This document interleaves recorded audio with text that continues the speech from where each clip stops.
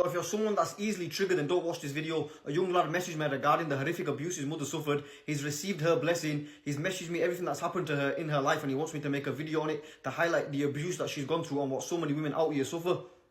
So this is what he says. This is a family thing. My mother is mixed race. She was raised by her father here in Bradford. She wasn't told that she's mixed race. Her father was remarried and had children from his Pakistani wife. However, the stepmother used to mistreat my mother to the point she'll sit my mother separate from the other children despite my mother cleaning their nappies and doing the house chores. The stepmother would beat my mother and force her to drink water that had Tawi's black magic in it. The ink of the water would flow into the water and my mother would be forced to drink it. My mother would get beaten with a hot tava and rolling pin and regularly drowned in the bath by the stepmother. My mother wasn't allowed to have a relationship with her father. She thought she was adopted. Whilst all this was going on, she was being abused by a man who was forcing himself upon her, abuse, by the stepmother's older nephew, who was like 26 and my mother was 9 years old. Nobody really cared about her. Her father was always at work. Whilst this was happening, my mother's stepsister, who was 6 years old, who is full Pakistani, was getting abuse too. The stepmother didn't know this. It continued for many years. My mother would work in the family's takeaway and miss school as she had to do home chores and cook. Sometimes the founder of a restaurant in Bradford that I won't name because maybe he doesn't want to be associated with this, used to take her to school. My mother told a teacher at school she wasn't safe at home and she was being abused by a one-eyed man.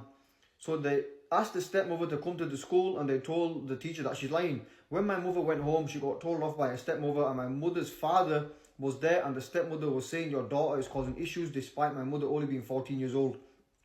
Whilst this conversation was taking place, a little voice said she's abusing me too. That voice was my mother's stepsister who is full Pakistani. So then my mother got beats from the stepmother. They took my mother out of school and planned her forced marriage to the brother of the abuser and forced her to live with the in-laws. The marriage went on to experience domestic violence. My mother wasn't happy about the marriage at age 15, Islamic nikah, and then civil marriage at 16 to give this man to enable his citizenship to the UK. My mother was forced to remain in the marriage for family honour and nowhere out, but one day we attended a wedding and after the mehndi my grandfather took us home to collect nappies for my baby brother and the locks were changed and subsequently became homeless and divorce was filed. Prior to this, my mother was forced to have a forced sterilisation to stop her having future children. She already had a traumatic life. At the same time, they wanted my mother's stepsister to marry the abuser's other brother. She's seen how my mother was being treated and the full Pakistani sister planned to go university and never came home. She went on to marry a white man and left Islam and disowned from the family. The stepmother hated my mother more because she was Muslim and half white and her daughter, full Pakistani, has now left Islam. We went on to living in women refugees and moved around a lot to escape the violence. My mother tried getting justice after her father departed this world, but nobody would speak up. However, the man that abused her, forced himself on her against his will, died last year due to cancer in the private parts. Wow, so he abused her, forced himself upon her, and then look at the way he departed this world, he got cancer in the private parts. The stepmother is still alive. My mother suffers from mental health and a couple of years ago we had ruqyah done on her and she had gym problems going back many years. They destroyed her life only because she's mixed race. My grandfather was controlled and prevented to have a relationship with his daughter. My step-aunt, she has mental health too. Bro, it's a long story, it all happened in Bradford. I remember my father locking me and my brothers in the cellar with rats in there and he'd beat my mother. We believe that he listened to his auntie, my mother's stepmother, to destroy her life.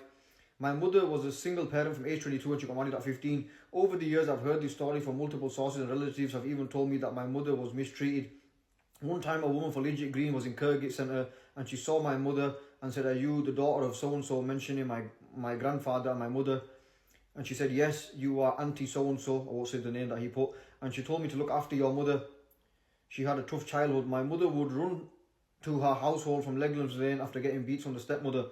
My mother has tried icing herself and ending her own existence over the years, and even last night said to me, "Putter, I'm scared I will depart this world due to taking my own soul." Really appreciate the empathy. If you can please, I did ask my mother and she wants others to learn from the types of violence that occurs and the detrimental impact on those that experience this sort of thing. So like I say, it was a very long essay that this guy sent me. And as you can see, the man's mother sadly has suffered, you know, a very, very hard traumatic life. The stepmother would separate her from the other kids because she was mixed race. She was 9 years old and she was getting abused by someone who was 26 years old. She was neglected. She was beaten up. And you know, when I read this paragraph or this essay that this man sent to me, he put things into perspective, because how many times do we complain about trivial things in life? Lost this money here, someone walked my car and drove off, this happened and that happened.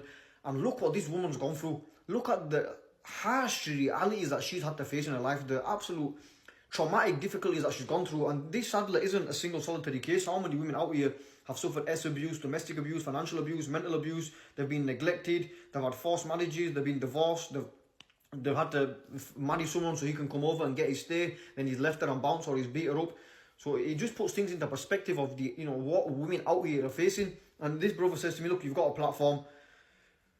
Can I forward this story to you? I've got my mother's blessing, and can you post it and, you know, shed some light on it of like everyone deals with things in their own way. Maybe if this story gets out there now and I've made this video for them, perhaps they'll find a little bit of peace with it. Perhaps it'll shed some light on the suffering that women are going through. But I pray that Allah subhanahu wa ta'ala grants peace and strength to the woman, and, you know, to everyone that was affected by this. And I pray that in the afterlife they are granted the highest ranks of Jannah, and they gain the companionship of the Prophet Muhammad sallallahu alaihi wasallam, so that they, you know, when they look back upon the trials of this earth, you know, they won't even remember the pain that they felt, because they're in the highest ranks of Jannah. I honestly believe, inshallah, that they will be recompensed for all the pain that they've suffered here, and they'll have gardens of paradise as their eternal abode.